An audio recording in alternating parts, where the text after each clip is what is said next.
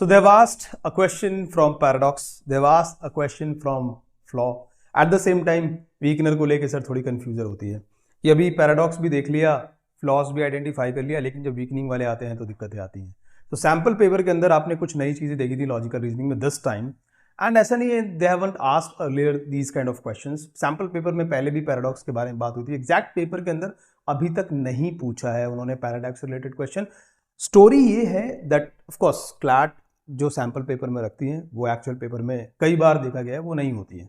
तो ठीक है, अभी इस बार फिर से उन्होंने पैराडॉक्स पूछा है तो क्या मेरे को पैराडॉक्स करना है?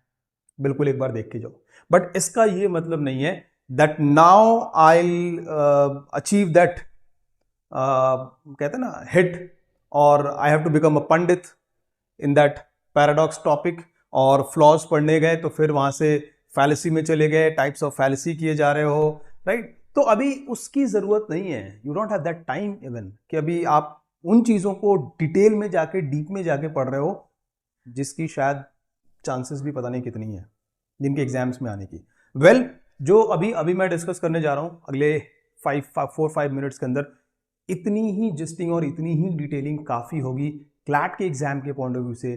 जो टॉपिक्स होने वाले हैं paradox, flaws end of course paradox and flaws को पढ़ने के बाद जो एक वीकनर को लेके, वीकनिंग वाले क्वेश्चंस को लेके आर्ग्यूमेंट है वहाँ जो दिक्कत आती है उस पर ही बात करेंगे। So you must have seen this passage from obviously sample paper जहाँ से उन्होंने क्वेश्चंस पूछे थे पैराडॉक्स से रिलेटेड। तो मैं पैसेज की डिटेलिंग में नहीं जा रहा हूँ अभी, वो आपने पढ़ लिया है, देख लिया है, पॉज करके एक बार फिर से देख लेना अगर देखना हो यहाँ से। तो मेनली जो स्टोरी है वो ये है कि सर जो क्वेश्चंस आए हुए हैं, there was only one question in that sample paper from flaw in the reasoning. Of course किन का फ्लॉ वो पॉइंट जरूर वहां पे मेंशन किया गया है, प्रोपोनेंट के फ्लॉ के बारे में बात कर रहे हैं। यहीं पे मैंने ये वाला क्वेश्चन भी लिया है, मोस्ट वीकन करने वाले argument, so that I can clearly differentiate that flaws में जो हम पॉइंट रखते हैं, एट द सेम टाइम जो पैराडॉक्स में पॉइंट रखते हैं, एंड जो वीकनिंग की बातें होती हैं, ये तीनों क्या कोरिलेटेड हैं या कुछ डिफरेंसेस हैं क्वेश्चंस को करते समय, क्या इन तीनों को हमें ध्यान रखना है, किन किन पॉइंट्स बातों का ध्यान रखना है, right? And at the same time the one question was there from paradox. Now what is paradox, how to deal with the questions from flaws in the reasoning, and weakening वाले question से ये कैसे different हैं, इन चीजों को अभी यहाँ पे समझेंगे। सबसे पहले बात करते हैं जरा पैराडॉक्स पे। Now what is paradox? कह सकते हो आप एक ऐसी इंसिडेंस, एक ऐसी स्टोरी, एक ऐसी स्टेटमेंट जो खुद को कॉन्ट्राडिक्ट करती है, right? A paradox is a statement that apparently contradicts itself, खुद को कॉन्ट्राडिक्ट करने वाली बात। लिटरली इससे ज्यादा आपको समझने की नीड एज सच क्लैट के एग्जाम के पॉइंट ऑफ व्यू से नहीं है। सी, सैंपल पेपर को बनाते समय ऐसा जरूर कहा गया है दैट जीमैट को एक बार को कंसिडरेशन में रखा गया है, और वहां पे जो पैराडॉक्स के क्वेश्चंस होते हैं वो अलग स्टैंडर्ड के होते हैं, वो अलग लेवल के होते हैं। They don't ask simply paradox और वो एग्जैक्ट कॉन्ट्राडिक्टरी स्टेटमेंट को ऑप्शन में डालते हैं। They used to ask what is the resolution of that paradox, right? तो आपको रेजोल्यूशन की तरफ जाना पड़ता है, पैराडॉक्स को खुद से ही समझना पड़ता है। ऐसा नहीं होगा जैसे यहाँ पे ऑप्शंस थे उस क्वेश्चन के अंदर, ये पैराडॉक्स पूछा गया है और स्ट्रेट क्लियर कॉन्ट्राडिक्टरी ऑप्शन रखा गया जिसको मार्क करके आप आंसर बना सकते हो, ऑप्शन स्कोर ले सकते हो। ये चीज ये स्टैंडर्ड क्लैट में होगी, तो आपको इससे ज्यादा ऐसा समझने की जरूरत नहीं है। इट इज स्टेटमेंट, सिचुएशन और a concept that seems itself contradictory at first glance. खुद में ही वो एक बार को कॉन्ट्राडिक्टरी लगती है। I am blind but can see the whole world, right? अब जैसे यहाँ पे कुछ एग्जाम्पल से इसको समझ लेते हैं। The more you fail the more likely you succeed.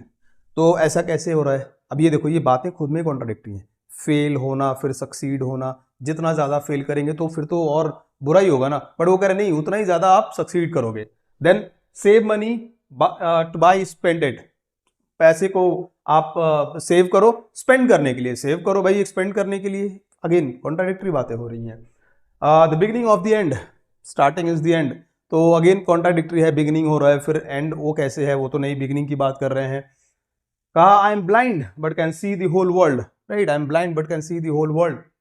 Higher education higher unemployment, पढ़ाई जितनी ज़्यादा होती है, वेल इंडिया की तो कंडीशन वही है, बट ये चीज़ कैसे हो रही है, हायर एजुकेशन होगा तो फिर अनएम्प्लॉयमेंट कहाँ से ज़्यादा होगी, वो तो एम्प्लॉयमेंट बढ़नी चाहिए। But these are kind of contradictory statements जिसको हम पैराडॉक्स में कंसिडर करते हैं। Now once again as I said, paradox के कोर क्वेश्चंस जीमेट वाले क्लैट में we haven't seen so far, है ना। Earlier also in few of the sample papers they have asked questions from paradox, but exact paper में तो नहीं देखा है। तो एग्जैक्ट पेपर में हो भी सकता है, नहीं भी हो सकता है। एक रफ आइडिया ले लिया, that will be enough, that will be sufficient. Now in बातों को समझने के बाद मैं वापस उस क्वेश्चन पे आता हूं और उसको हम देखेंगे कैसे कितनी इजीली आप आंसर को मार्क कर पा रहे हो वहां से। नेक्स्ट इसके बाद अगर मैं बात करूं फ्लॉस की, सो वंस अगेन फ्लॉस क्या है, बहुत लिटरल मीनिंग को दिमाग में रखो। लिटरल मीनिंग जो फ्लॉ की होती है क्या होती है, कुछ error, that is only flaw. Now you need not to go into that fallacy, है ना, कि भाई लॉजिकल फैलेसी है, स्ट्रॉमैन फैलेसी है, स्लीपरी स्लो फैलेसी है, ये टाइप्स ऑफ फैलेसी और इतनी डिटेलिंग की अभी ना नीड है, एट द सेम टाइम नहीं आपके पास इतना टाइम है। तो प्लीज इन सब चीजों से बचो। बिना इसके भी क्या मैं क्वेश्चन कर सकता हूं और क्या मैं स्कोर ले सकता हूं? यस, ले सकते हो यार। आप बस सिचुएशन को समझ जाओ, कहानी खत्म। Flaw in reasoning means argument that contain logical error. Error से रिलेटेड, फ्लॉस का मतलब ही होता है जहां पे कुछ कमियां हो। तो एरर से रिलेटेड जो भी बातें होती हैं उनको हम फ्लॉ में कंसिडर करते हैं। Once again need not to go into that fallacy and types of fallacy को बहुत डिटेल में जाके देखने की जरूरत आपको एज सच है नहीं यहाँ पे। सर मैंने कहीं देखा था, कहीं किसी ने वीडियो डाला है, कहीं से कुछ सुनने में आया है तो मैं देख रहा हूँ, उससे बेहतर है दूसरे सब्जेक्ट्स पे काम कर लो, इन पॉइंट्स को फटाफट से देखो और खत्म करो, राइट। नेक्स्ट उसके बाद फ्लॉ इज द एरर और डिफेक्ट ऑफ द इंफॉर्मेशन। जो भी इंफॉर्मेशन, जो भी पैसेज वहां पे गिवन है और जो भी जैसे पैराग्राफ गिवन है, फॉर दैट मैटर पैराग्राफ से भी क्वेश्चंस पूछ सकते हैं। So in case if there is a paragraph और पैसेज, उसके अंदर जो एरर है उसको फाइंड करने की कोशिश करनी चाहिए। इट इन्वॉल्व्स द मिसयूज और miss interpretation of the information in the way that undermine the main argument. जो मेन आर्गुमेंट है उसकी मीनिंग ही कुछ अलग बन जाएगी। फिर वो फ्लॉस की वजह से जो मेन कंक्लूसिव बातें हैं या जो मेन आर्ग्यूमेंट वाला पार्ट है वो कुछ अलग बन रहा होगा। सो वो जो एरर है, वो जो प्रॉब्लम है, वो जो फ्लॉ है, फ्लॉस का मतलब ही यही है, जो वहां पे डिफेक्ट है उसको फाइंड करो, कहानी खत्म। नाउ अप्रोच क्या होनी चाहिए, एक ऐसा ऑप्शन ढूंढो जो अच्छे से डिस्क्राइब कर रहा हो उस एरर को। नाउ यहीं पे ये पॉइंट मेंशन किया गया है, डिस्क्राइबिंग एन एरर और weakness of the logical fallacy. Now doesn't mean, मैं फिर से कह रहा हूं, आपको फैलेसी समझना बहुत है। क्या फैलेसी होती क्या, एक तरीके से सिंपल लैंग्वेज में रखो तो प्रीमाइस वाली बात हो रही है।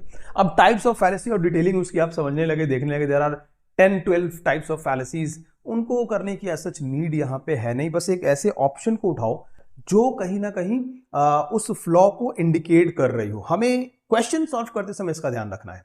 अब जो प्रॉब्लम है फ्लॉस पैराडॉक्स को समझने के बाद वो ये कि सर हमने आर्गुमेंटेशन पढ़ा था एंड आर्गुमेंटेशन में ये चीज देखी थी कि वीकनिंग का मतलब होता है कॉन्ट्राडिक्टरी। तो इधर भी तो इसी तरीके की संभव बातें चल रही है ना। जैसे अभी पैराडॉक्स की आपने बात की, तो पैराडॉक्स का मतलब क्या है, जो कॉन्ट्राडिक्टरी है, राइट। पैराडॉक्स में यहां पे क्या बताया था, जो कॉन्ट्राडिक्टरी है। वीकनिंग में भी तो हम यही करते हैं। फ्लॉज में क्या है, एरर ढूंढना है, और एरर ढूंढने का मतलब जो भी लिखा हुआ है, जो भी उसमें कुछ मिस्टेक्स हैं उनको आइडेंटिफाई करो। Obviously that will be opposite of the given content और गिवन लॉजिक, गिवन आर्ग्यूमेंट जो भी पैसेज में लिखा हुआ है। तो कई बार ना यहाँ पे स्टूडेंट्स अब कंफ्यूज हो रहे हैं, पैराडॉक्स, फ्लॉज, वीकनर वाले, ये सब क्या एक जैसे ही हैं? देखो सब में कुछ डिफरेंसेस तो जरूर है। सबसे पहले अगर मैं बात करूं वीकनर की, वीकनिंग वाले जो क्वेश्चंस होते हैं, an argument which is in against of the given premise और गिवन इंफॉर्मेशन, इससे आगे एज सच आर्ग्यूमेंट के वीकनिंग वाले क्वेश्चंस में कुछ समझने की नीड भी नहीं है, राइट। इसमें करते क्या है आप, जैसे सपोज अगर कोई क्वेश्चन है जिसमें पूछा गया which of the following is weakening the author's point of view और weakening the content of the passage, तो आप उसमें कुछ ऐसी इंफॉर्मेशन को, that additional information which is obviously somewhere correlating your content, your information, your passage, कुछ additional information के साथ वाले ऑप्शन को देखते हो, ढूंढते हो। यही बात यहां पे लिखी हुई है, find the information of choices that makes that argument wrong, है ना। प्रोवाइडिंग एविडेंस, कुछ एडिशनल, कुछ ऐसे एविडेंस लेके आओ, कुछ ऐसे इंफॉर्मेशन को ढूंढो। देखो वीकनिंग में जो बातें अगेंस्ट की होंगी ना वो एडिशनल होंगी, वहां पे मेंशन होंगी, इज नॉट मैंडेटरी वीकनिंग के क्वेश्चन जब आप करते हो। लेकिन यही जब आप फ्लॉस के क्वेश्चन पे आते हो तो इसमें अभी क्या है, डिस्क्राइब करते हैं वो इंफॉर्मेशन और पैसेज के अंदर ही। जैसे अभी अगर मैं उस पैसेज की बात करूं जो सैंपल पेपर में आया हुआ है, मैथोलॉजी वाला जो पैसेज है, उसके अंदर पहले तो प्रोमिनेंट्स जो हैं, जो सपोर्टर्स हैं, उनकी ओपिनियन, फिर क्रिटिक्स की ओपिनियन, तो उन्होंने ना दोनों ही कॉन्ट्राडिक्टरी बातों को डिस्कस कर दिया, डिस्क्राइब कर दिया। अब वहीं से फिर आप फ्लॉज को ढूंढते हो, वहीं से फ्लॉज को निकालते हो। आप ये कह सकते हो कि पैसेज के अंदर जो फ्लॉज वाले क्वेश्चंस होते हैं ना, उनके अंदर पैसेजेस के अंदर जो इंफॉर्मेशन होती है वो कुछ ऐसी होती है कि एक ने कुछ सपोर्ट और किसी पॉइंट के फेवर में बात किया तो दूसरे ने उसके अगेंस्ट में भी कुछ अपनी ओपिनियन रखी है। वहीं से हम फ्लॉज को आइडेंटिफाई करने की कोशिश करते हैं। Here there is no need of finding that additional information, जबकि वीकनिंग में ऐसा करते हैं। वेयर एज अगर मैं पैराडॉक्स की बात करूं तो ये तो खुद में ही कॉन्ट्राडिक्टरी होती है, ये वहीं पे अपने कॉन्ट्राडिक्शन को लिख देते हैं कि भाई ये चीज ऐसी है और इसका अगेंस्ट वाला ये रहा। तो कॉन्ट्राडिक्टरी बातें इसमें ऑलरेडी लिखी हुई होंगी यहां इसी स्टेटमेंट के अंदर। अब ये स्टोरी को समझने के बाद डायरेक्ट आ जाओ जरा यहां ये क्वेश्चन पे। पैसेज वंस अगेन मैं इसको डिस्कस करने नहीं जा रहा, यहाँ पे जो उसके प्रोपोनेंट्स हैं उनकी डिटेलिंग आ गई, फिर यहाँ पे क्रिटिक्स की डिटेलिंग आ गई, एंड देन आगे की कुछ स्टोरीज हैं। पैसेज को एक बार देख के ध्यान से समझ लेना। मैं सीधा क्वेश्चन पे आता हूं। विच of the following is a flaw in the reasoning of, किसके लिए बात कर रहे हैं वो भी हमेशा ध्यान रखना पड़ता है। ये बात करते हैं जो हमारे पैसेज के अंदर जो प्रोपोनेंट्स थे यानी जो सपोर्टर्स थे ना, पूरे पैसेज की स्टोरी नहीं, फ्लॉज को ढूंढना है। तो प्रोपोनेंट्स जो हैं उनकी क्या मैसेजिंग थी वहां पे कि भाई ये जो एपिक्स हैं हमारी महाभारत, रामायण एंड ऑल, जो भी ये मैथोलॉजीज वगैरह हैं, इनसे एक सिंगल मैसेज जा रहा है। जैसे अभी इसमें राइट आंसर क्या है, option number 1, they assume all students interpret mythology stories uniformly. तो ये चीज उनकी एक एजम्पशन थी, ये उनकी स्टेटमेंट थी। वेरएज क्रिटिक्स ने कहा कि भाई अलग अलग जो रिलीजन, सेकंड पैराग्राफ में जब क्रिटिक्स बात कर रहे हैं तो कह रहे हैं अलग अलग जो रीजन्स हैं वहां पे इनके मैसेजेस डिफरेंट डिफरेंट जाते हैं, तो वो यूनिफॉर्म नहीं है, जबकि उनका कहना है कि भाई एक यूनिफॉर्म मैसेज जाता है। तो ये है उसका फ्लॉ, ये उसका फ्लॉ है। राइट आंसर यहां पे। अब देखो ये दोनों ही बातें वो पैसेज के अंदर मेंशन की गई हैं। You need to find that flaw, right. Additional information की ऐसा नीड नहीं पड़ती। Whereas अभी यहाँ पे इसलिए ये क्वेश्चन भी मैंने रखा था वीकनिंग वाला कि सो दैट आप समझ सको फ्लॉज, वीकनिंग एंड पैराडॉक्स में क्या स्टोरी है। इसमें कहा which statement could most weaken the argument of the integrity of mythology. अगर जैसे इंटीग्रेशन की बात कर रहे थे ना, मैथोलॉजी को इंटीग्रेशन की बात हो रही है एजुकेशन के अंदर, राइट। पैसेज के अंदर अगर आप जाओगे तो यहाँ पे एक पॉइंट उन्होंने मेंशन किया हुआ था, स्टार्टिंग में ही ऑब्वियसली प्रोपोनेंट्स की बात हो रही थी, तो इन्होंने कहा है कि हाँ integrated more formally into value based learning में इसको इंटीग्रेट किया जाए, राइट। स्टोरी ये है इसको, अगर वीकनिंग की बात हो रही है तो अगर पहले से ही स्टूडेंट्स उसको लिटरल ट्रुथ मान लेते हैं या उसको फॉलो कर रहे हैं या उनका बिलीव बहुत हार्डकोर है, वो कल्चरल वैल्यूज को समझ रहे हैं पहले से ही, तो फिर उसकी नीड ही नहीं है। और यही चीज यहां पे फर्स्ट ऑप्शन में कह रहे हैं, which is not mention in that passage. So this is kind of additional thought.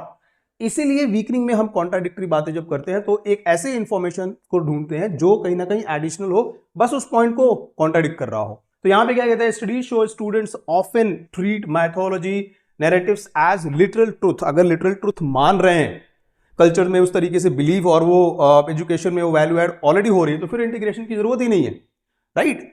So this is kind of additional information जो यहाँ पे ढूंढना है, जिस ऑप्शन को हमें यहाँ ढूंढना है। Now if you talk about the paradox, तो जैसा मैंने कहा पैराडॉक्स के एक्चुअल क्वेश्चन जैसे जीमेट के अंदर आते हैं वैसे वाले तो यहाँ पे आ ही नहीं रहे। आप ऐसा करो, ऑप्शन ढूंढो जो अगेन कॉन्ट्राडिक्टरी ऑप्शन हो, उस ऑप्शन को ढूंढो कहां लिखा हुआ है, मार्क करो कहां नहीं खत्म। ऑप्शन नंबर 4 देखना जरा, students report likely mythological stories. अभी क्या है, वो कह रहे हैं कि ठीक है माइथोलॉजिकल जो स्टोरीज हैं, जो एपिक्स हैं, वो उनको पसंद है, बट क्या है, but oppose including them in that examination. So exam में नहीं चाहिए, पसंद करते हैं वो बात ठीक है, वो अच्छी चीज है। तो अभी ये कॉन्ट्राडिक्टरी बातें आ गई ना, दैट इज कॉल्ड पैराडॉक्स जो लिखा हुआ है। क्लैट के अंदर पैराडॉक्स के क्वेश्चंस कुछ इस तरीके के आ रहे हैं, ठीक है। So this is the basic main जो कहते हैं ना कि एक्चुअल डिफरेंस, और बहुत ज्यादा डिटेलिंग की जरूरत भी नहीं है, इतने में आपका काम हो जाएगा इन 3 पॉइंट्स के रेफरेंस में अगर मैं बात करूं तो। Thank you.